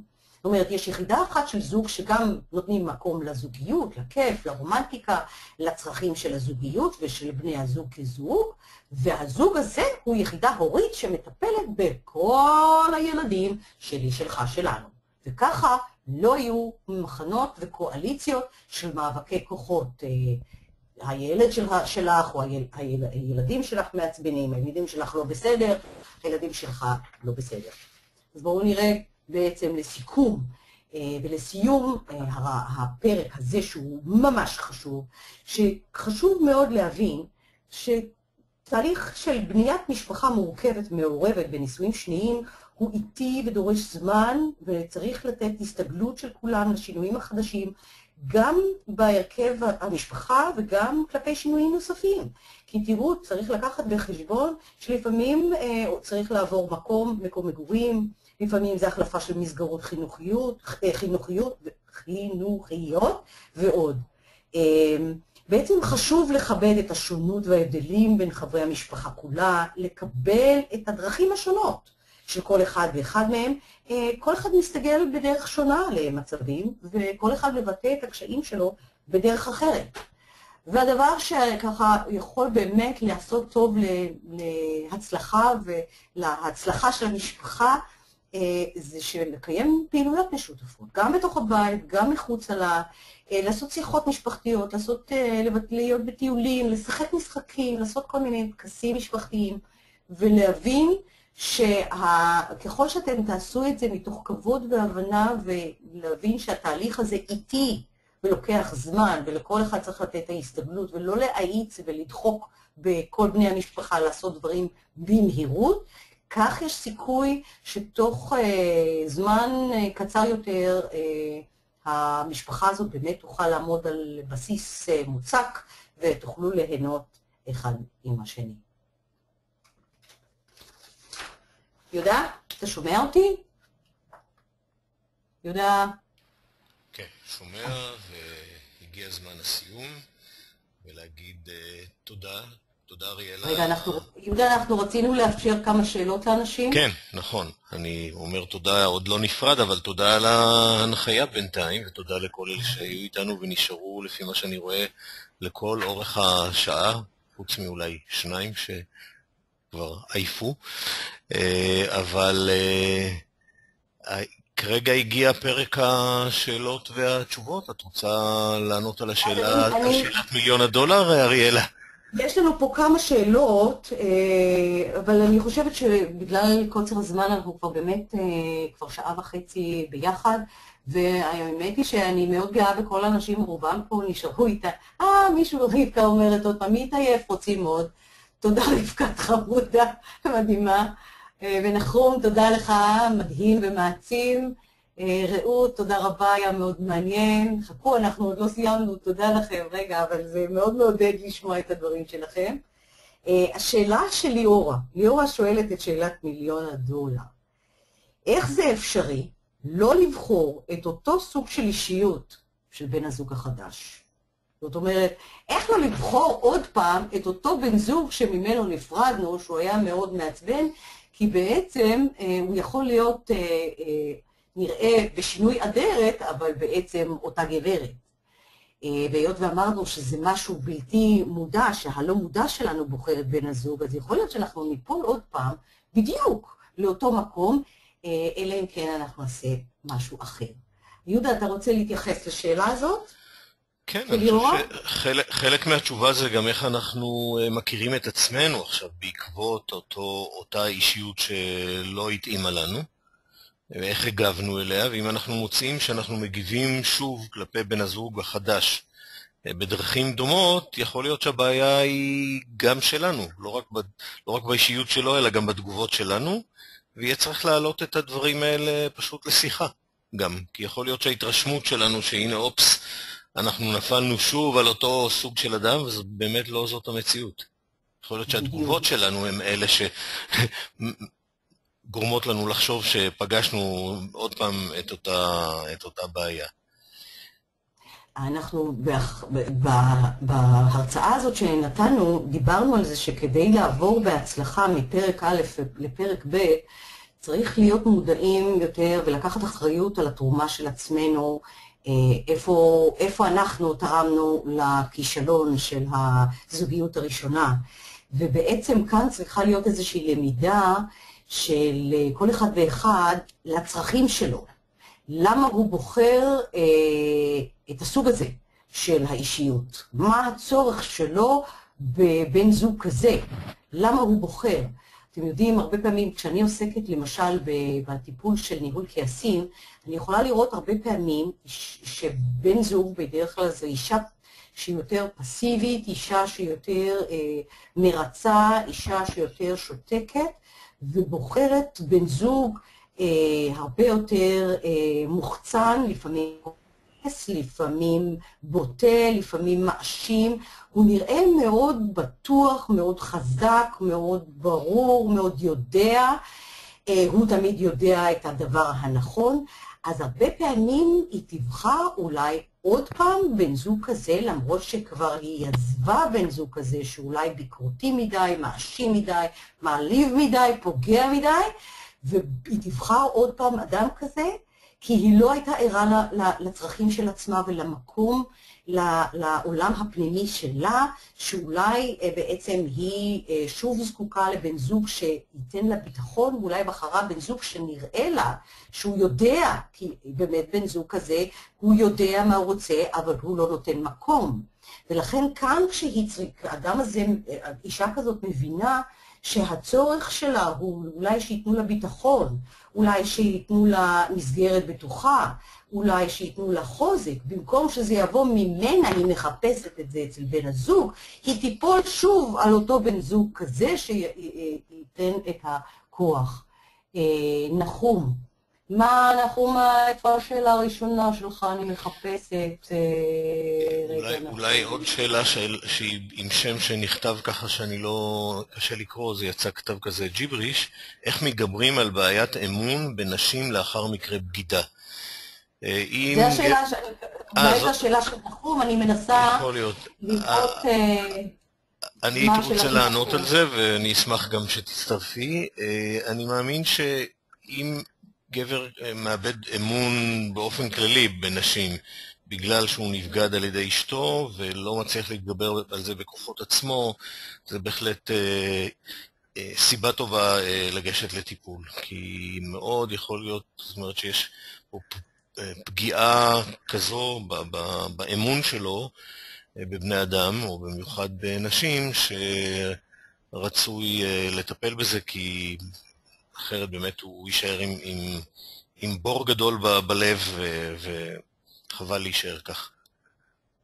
כן. כן, מה היית רוצה להוסיף? אני מנסה לענות פה על השאלה של נחום, אבל יש פה היות ויש כאן ג'יבריש שלא ברור בכמה שאלות, אז אני יכול להיות שזה אחת השאלות של נחום, ואולי לא. מהו הזמן הסביר להמתין עם הצגת בת הזוג החדשה לאחר יציאתי מהבית? יצאתי לפני חודש. אז אמרנו לא למהר. לא למהר, כי הילדים עוד מעכלים שיצאת מהבית. הם כרגע איבדו כרגע את המסגרת המשפחתית הבטוחה שהם הכירו אותה, אין להם מסגרת אחרת. משהו התפרק להם, כל הבסיס שהם חיו על פיו עד עכשיו התפרק להם. הם לא יכולים עדיין לעכל את זה, הם עדיין בתהליך אולי הכעס, אולי בתהליך של האובדן, של עיבוד האבל, זה עוד מוקדם, לקחת זמן, לתת להם לעכל, לראות שנכנסים לתוך שגרה, לתוך איזשהו מקום של איזון מחדש של המשפחה החדשה, שכל אחד חי בביתו הוא, לארגן את החיים מחדש, למצוא את האיזון מחדש, ואז להכיר לילדים את הבת זוג החדשה. כמובן, אם הבת זוג הזאת היא בת זוג שיש בה מחויבות לזוגיות, לא בת זוג שרק הכרתם עכשיו לפני שבועיים. כן, בהחלט מצטרף לזה. גם חודשיים, 3 זה עוד זמן קצר מאוד למסד קשר וכבר להציג אותו בפני ילדים. סבלנות, ממש הרבה סבלנות. בהחלט, לתת לזה זמן. ככל שתמהרו יותר, ככה תפגעו יותר. הייתה פה עוד שאלה אחת, אריאלה, על מה קורה עם בת הזוג לשעבר משניאה על הילד הקטן בן 8, את הילדים של בן הזוג החדש? יצחק כותב, אני משמורן יחיד והתחתנתי בשנית, הוא נשוי כבר 2 והוא אומר, גרושתי משניאה את הילד הקטן בן 8 על אשתי החדשה, וגורמת לילד בלבולים. איך עוזרים לילד? אני חושבת שקודם כל לא ליפול לבור הזה, לא להתחיל לחרוס על הגרושה. לתת לילד את התחושה שמבינים את האמא שלו, יש פה עכשיו את אמא שלו שנותנים לה מקום, נותנים לה כבוד, מתייחסים אליה בכבוד, וגם אל בת הזוג החדשה, לא מתחילים ליצור מאבקים בתוך הנשמה של הילד. וזה העזרה לילד, לכבד את כולם, להראות שגם אם אמא עושה דברים מעצבנים, גם אם אמא אומרת לך כל מיני דברים לא נחמדים, אתה כהורה ממשיך לכבד גם את האמא, גם את בת זוג החדשה, ומפתח שיחה עם הילד, מה הוא מרגיש, מה חשוב לו, מה עובר עליו. לא ללחוץ עליו, אבל לתת לו מקום לבטא את הרגשות שלו, לתת לו התייחסות שזה בסדר, גם אם הוא מרגיש אפילו כעס על מישהו, או מרגיש שנאה לבת הזוג החדשה.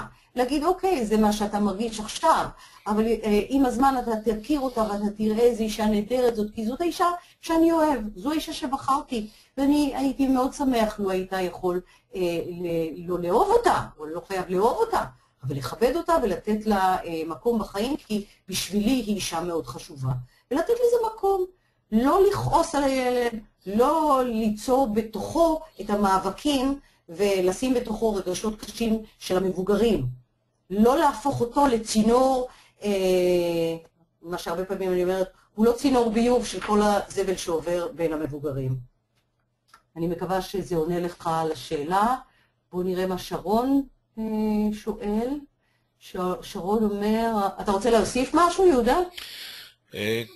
כן, עוד משהו שבעצם פה המעשים מדברים יותר בכל מהמילים. אם הילד שונא את הבת זוג החדשה כי היא קמצנית למשל, היא תוכל להוכיח לו לאורך זמן שהיא לא קמצנית, היא לא צריכה להגיד שום דבר, אמא שלך טועה או אני לא קמצנית. המעשים יוכיחו לאורך זמן.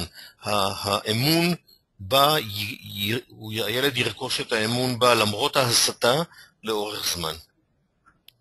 נכון, נכון. אז בואו נראה מה שרון אומר. שרון אומר, הרצאה טובה ומעולה לזוגות פרק ב' בתחילת הדרך.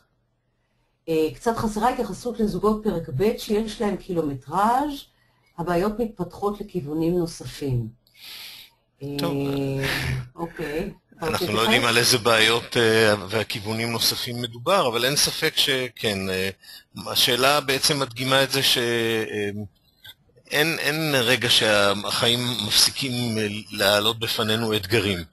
כן, ושבסך הכל באמת שיתוף פעולה ותמיכה הדדית עוזרות גם בהמשך הדרך, כשמתפתחים כיוונים עם ילדים יותר בוגרים ועם בעיות שלא מאפיינות את תחילת הדרך. נכון. אני חושבת שברגע שבונים את הזוגיות החדשה ועל עקרונות יסוד בסיסיים שמושתתים שזאת משפחה, שכל הילדים חשובים באותה מידה, שמתייחסים בכבוד לצרכים השונים של הילדים, של המבוגרים בתוך התמונה, ולומדים לפתח מנגנונים לגיטימיים, מנגנונים טובים של פתרון קונפליקטים, שזה גם בכל מערכת זוגית, אם זה בתחילתה או בהמשכה, צריך ללמוד לפתח דיאלוג שיש בו כבוד והערכה אחד לשני, שבו בעצם יש מקום שכל אחד יכול להציג ולבטא בגלוי את הכאב שלו, את הצורך שלו, את הציפיות שלו, בלי לזלזל, בלי לפגוע, בלי להעליב, בלי להשפיל, בטח לא עם סכסוכים ואולטימטומים והאשמות ופגיעות ועלבונות, כי אם ברגע שמכניסים את זה, זה הופך להיות כבר מאבקים, וזה כבר לא משנה זוגיות בתחילת הדרך, זוגיות באמצע הדרך, בהמשכה, אם זה פרק א', ב', ג' או ד'.